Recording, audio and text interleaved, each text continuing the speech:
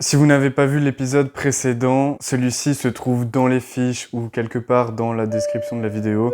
Les sorties de secours se trouvent à l'avant et à l'arrière de la cabine. En attendant, aujourd'hui, on va retracer les milliards d'années qui séparent la cellule d'Homo sapiens.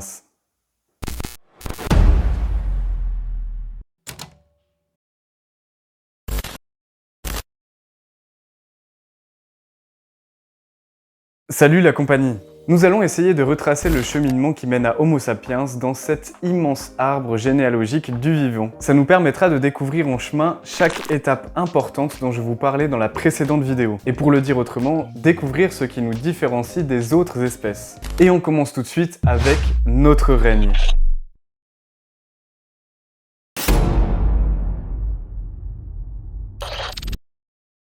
On ne sait pas exactement quand a eu lieu la séparation des règnes.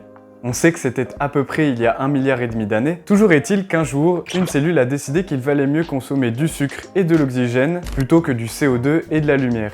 Comme vous pouvez vous en douter, Homo sapiens fait partie du règne animal, puisque nous ne faisons pas de photosynthèse. Et c'est là notre point commun avec les huîtres, les oiseaux ou encore les méduses. Nous sommes donc hétérotrophes et devons nous nourrir d'autres trucs vivants pour survivre. Ce qui reste quand même vachement mieux si vous voulez mon avis, parce que la lumière goût chocolat, c'est pas pour demain.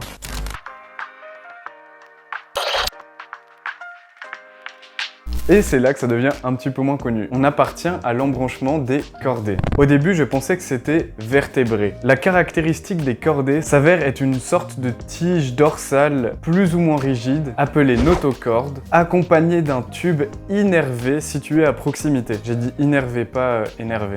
Chez nous, ce tube au nom obscur a évolué pour devenir une colonne vertébrale, et c'est ce qui nous classe dans le sous-embranchement des vertébrés. Oui, je sais, on a dit qu'on parlerait que des étages principaux. On va passer à l'étage suivant.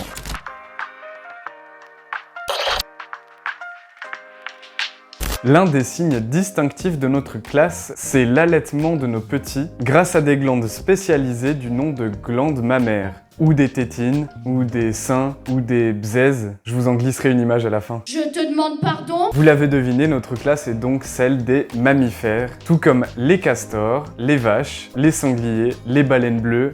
Merci à eux.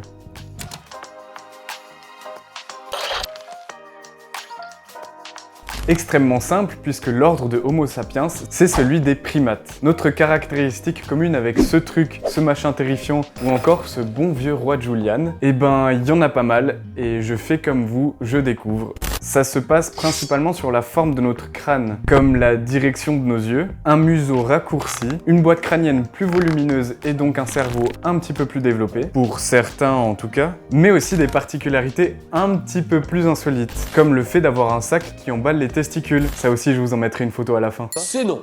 Mais aussi d'avoir des ongles à la place des griffes, notre capacité à distinguer la couleur rouge et une seule paire de mamelles. Mais le trait le plus important, c'est notre pouce opposable. C'est super pratique pour vous abonner à ma chaîne ou pour me faire savoir que vous avez kiffé la vidéo.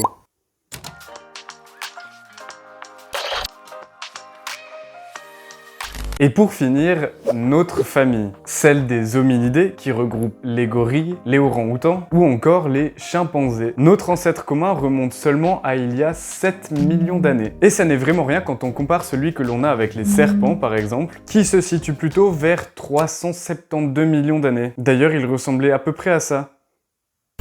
En fait, on partage pas moins de 98,5% de notre génome avec les chimpanzés. Et globalement, ce qui nous caractérise nous en tant qu'hominidés, c'est le fait d'être un peu moins arboricole que les autres primates.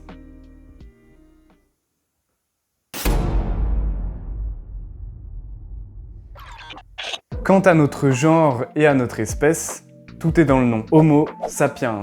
Et nous sommes à ce jour la seule espèce représentante de notre genre. Puisque Homo neanderthalis, Homo floresiensis et tous les autres, on les a mangés. Et c'est quand même mal foutu, parce que si on était des chênes par exemple, et ben déjà je devrais refaire absolument toute cette vidéo, eh bien on pourrait partager notre planète avec près de 600 autres espèces de notre genre.